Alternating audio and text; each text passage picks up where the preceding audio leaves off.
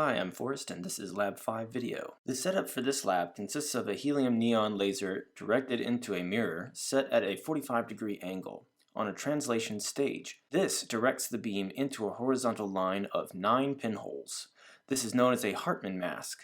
The laser is angled through each of the 9 holes one at a time. After the Hartmann mask is a 75.6mm focal length plano-convex lens with a 1-inch clear aperture. For the initial setup, the plano side is directed towards the incoming light. As the laser is directed through each of the apertures, the light shines through and is incident on the off-axis locations on the lens. The deviation of the ray as measured at its focus position yields a measure of spherical aberration among a smattering of tilt and defocus. In the pursuit of measuring spherical aberration, the shape factor of -1 was chosen to induce as much spherical aberration as possible. The deviation from on-axis at marginal focus is plotted here. The asymmetry of this plot indicates that there was some tilt in my system, probably in my lens. The plot shows a nice cubic shape and not a straight line, so we can assume approximately correct location of marginal focus. Otherwise, a straight line would have indicated defocus dominated. When I flipped the lens around, the ray fan error was significantly reduced. The reason the pupil locations at the extremes are not at 0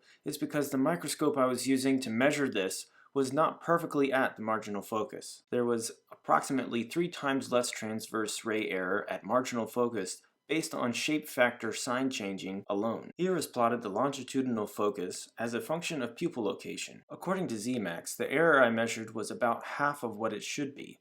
This may be due to modeling errors, as the model can only be as accurate as the inputs given it. Or, instead of marginal focus, I could have been closer to the mid-focus.